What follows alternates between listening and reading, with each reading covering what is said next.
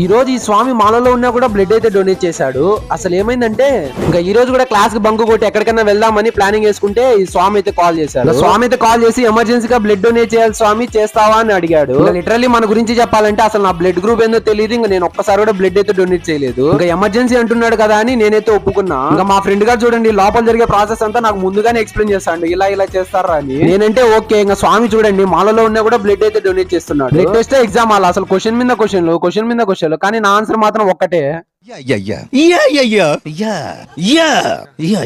కానీ అన్ని క్వశ్చన్ లో మాత్రం నన్ను ఒక క్వశ్చన్ ఆకట్టుకునింది. వాళ్ళు మందు తాగుతారా లేదా అన్నప్పుడు నా రియాక్షన్ ఇదే. నాకు తాగడం అలవాటు లేదు, ఇంకొక అలవాటు లేదు. రాముడు మంచి బాలుడు మాదిరిగానే గుడ్ బాయ్ మాదిరిగా పొద్దుటికి ఉండా. వామ్మో, నేను అసలు ఎక్స్పెక్ట్ చేయలేదు 15.8 బ్లడ్ ఉందంట. నేనే షాక్ అయ్యా. అసలు స్వామి అయితే చాలా గ్రేట్, మాలలో ఉన్నా కూడా బ్లడ్ అయితే ఇచ్చాడు. అలా గడిచిపోయిందండి ఈ రోజు. నెక్స్ట్ వీడియోలో మళ్ళీ కలుసుకుందాం.